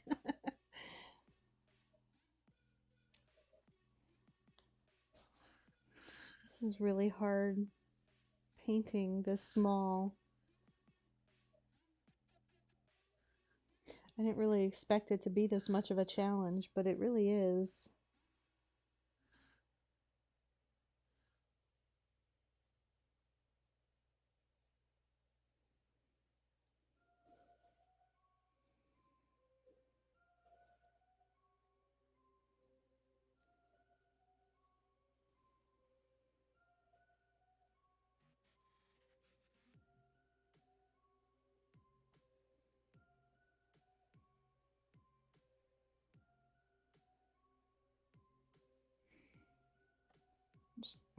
this laid out. And then I'll use I think a flat brush probably to fill it.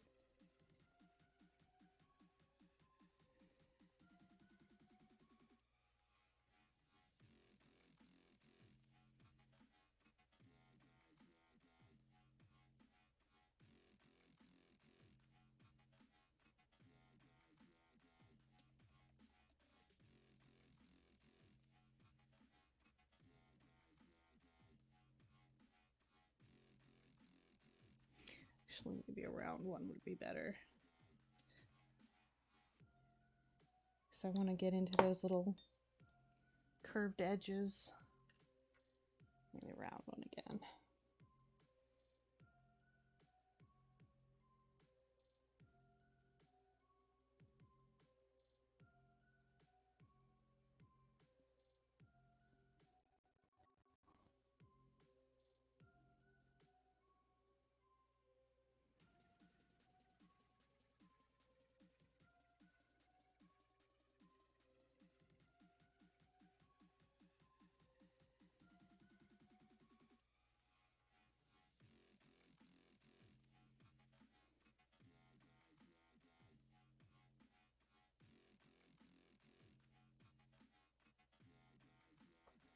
Okay.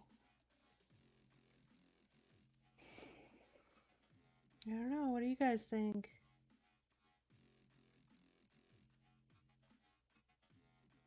I mean, it's messy. I'm not a professional painter. I'm just a hobbyist.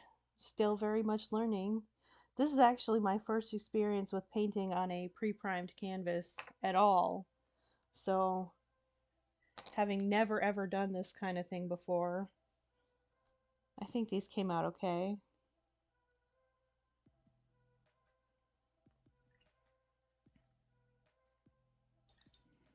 Let's clean this up.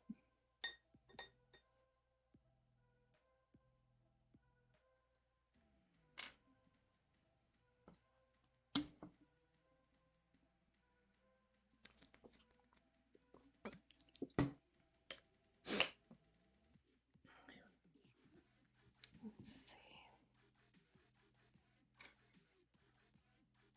So this brush is actually starting to get a tiny little bit of a bent edge on it. I may have to trim that off. I think that's because I accidentally left it sitting in water on one of my previous streams. I was watching, I think it was Chloe Rose, and she made a comment about how you should never ever leave your brushes standing in water. And I sort of just internally cringed because I've definitely done that a couple of times when I was doing streams and not paying full attention to what I was painting. It's not something I do normally, it's just, you know, if I'm a little bit distracted, I might forget to take it out of the water. And then, oops, it's sitting in there.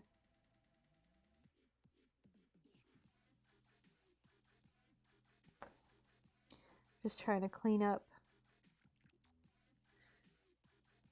some of these edges a little bit. I think I'm going to want to do a second coat of that gray once it dries, because it's it's really light. And you can kind of see on the bottom, it's starting, as it dries down, starting to have some thin spots.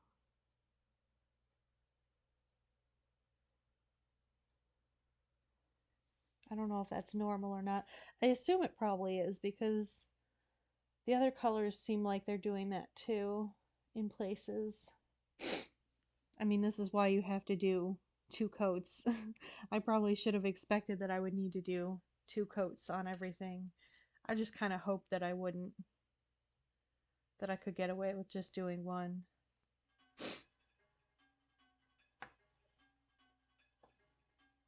So, yeah, I'm going to do a second coat on these.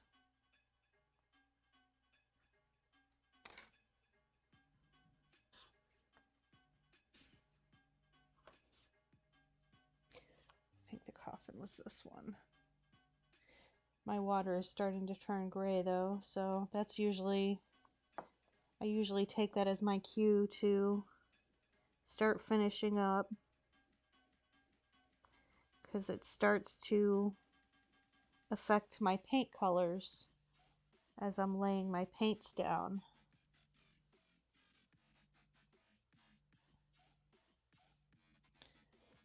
So I'm just gonna throw on coat number 2 on all of these lighter colors, and then probably call it a day. Well, maybe I'll take my black and go in and clean some up before I finish, since it's not like the black can get affected by gray water. Oops. That's what I'm gonna fix.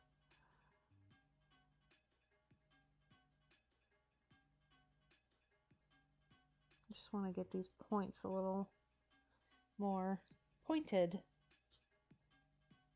Get this wing where it wraps over. Kind of glad I did that, because I do think that it looks better that way. I just have to fix the angle when I go in with the black, because the angle came out a little funky.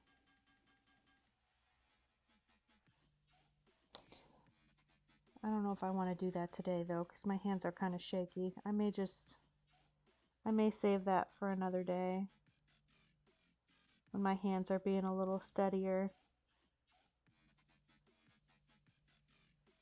I have a little bit of an essential tremor, so some days are just not going to be good days for doing little things like this, no matter how hard I try.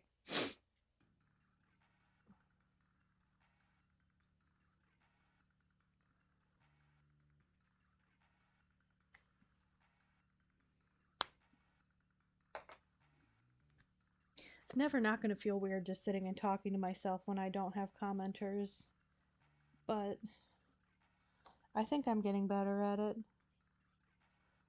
I don't want to just sit and be silent, because if somebody just stumbles across my channel for the first time, I want them to feel like they can pop into the comments and say hello and actually talk to me.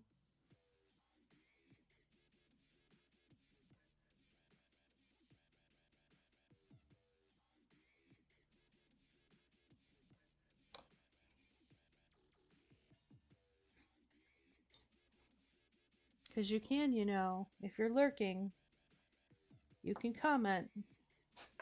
I don't bite. I am painfully shy in person, but on the internet, I'm a very friendly person.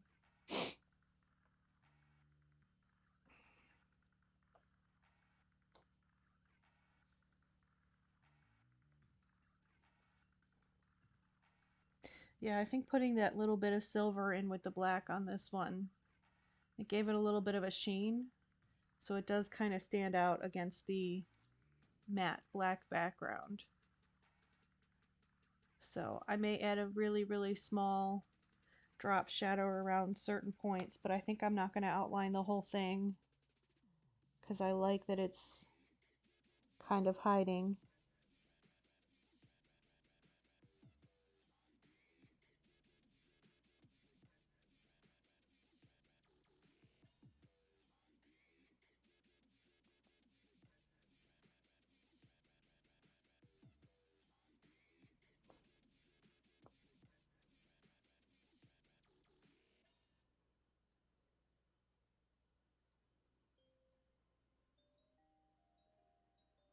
So this is pretty solid, but I'm just going to go over the areas that look a little bit thin.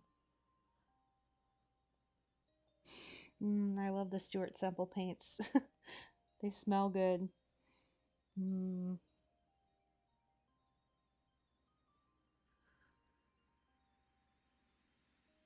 not a weirdo for smelling my paints. I'm not.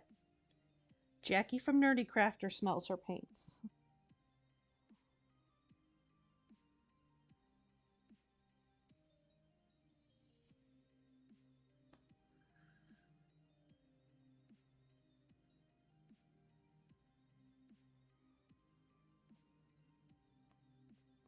Casey Golden did multiple videos with the scented crayons where she huffs her crayons, so I'm not weird for smelling my stuff.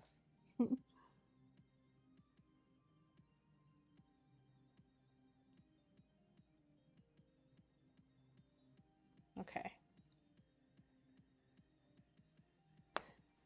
I kind of want to do another coat of the silver on the lettering, but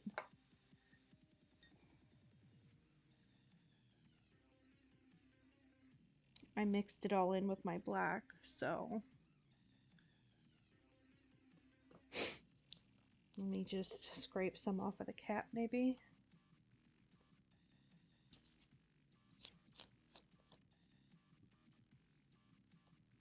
Nope.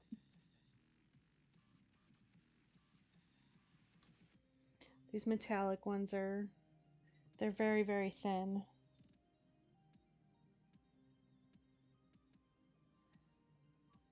So I'm sure it's going to look fine when it dries, but just for my peace of mind, I want to add another coat over the areas that look a little bit too thin.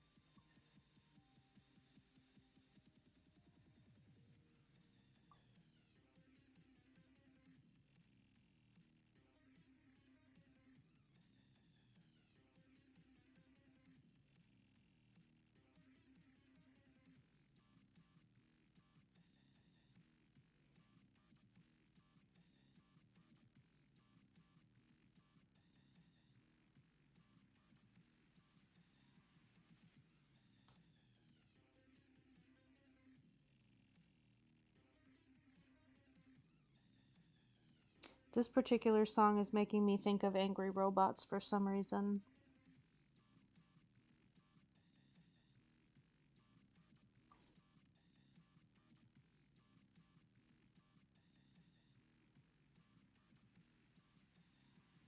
I like it.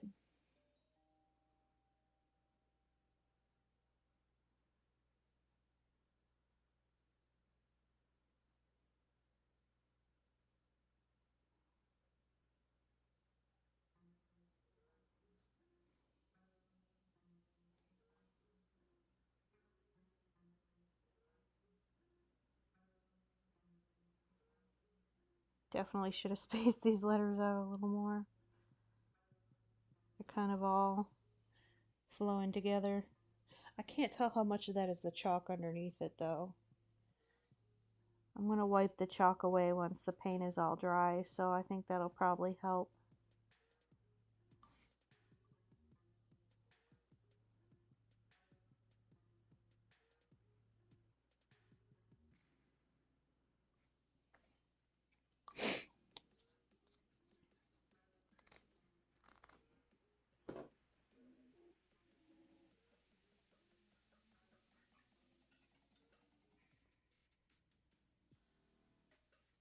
Alright, so I'm going to call it a day on this. Just because my hands are kind of shaky. Oh, you know what? No, I want to put one more layer on this bottom area of the shadow where it's kind of thin. Do that really quick. Oh, damn it. I had that so clean. That's alright. I'm going to come in with the matte black and fix it later. Can I just neaten it back up maybe? Yeah, there we go.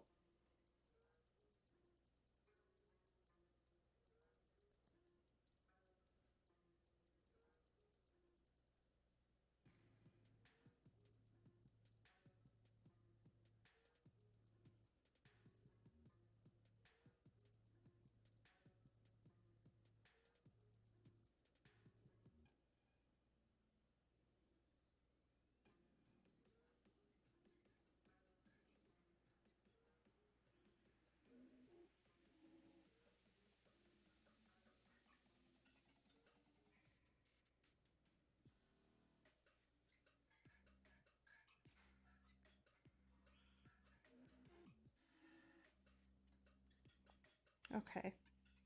I think I fixed it. There we go. There's that one.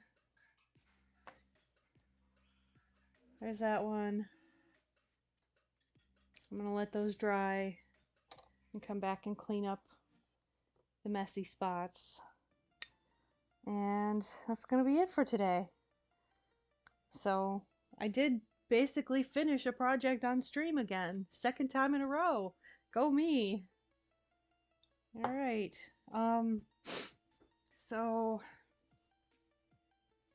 let me just drag this out so I can talk to my camera and not be focused on that. Okay, so, oh, this hair, definitely need a haircut. So, game stream tomorrow, 9 p.m.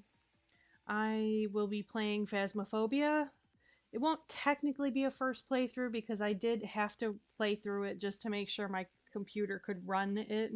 Um, I did have a problem. I actually initially bought the game like 6 months ago and tried to play it, and my old computer couldn't run it. So when I rebought it, I wanted to make sure that my computer could actually run it before I tried to stream it. So I ran it, it works okay. I got the basic gist of how to play it, and I stopped before I accomplished anything so that it'll still essentially be a first playthrough. I've basically just figured out, I did the tutorial level essentially. So it's really fun, it's really scary. I'm probably going to scream at least once because it really, I play in the dark, and it's a pretty dark game to begin with. Like, you have to have the lights off for the stuff to work, and then you have to wear headphones, so like things whisper and it sounds like it's in the room with you. And it's kind of terrifying. So, I'm looking forward to it, but also really nervous about it because it's scary.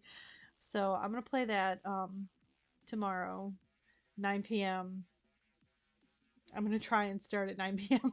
The last one I tried to start at 9, and it took me about an hour to figure out how to get the game to capture on OBS. So I'm hoping I'll actually be able to start at 9 p.m. tomorrow. I'm gonna play for like an hour, 2 hours ish. My game streams are late, and I'm an old person, so I go to bed. I don't go to bed at like 3 a.m. I don't want to stay up all night playing a game. I'm just gonna play for an hour or two. Um, it's just something fun that I do. If people watch it, cool. If not, I'm not offended.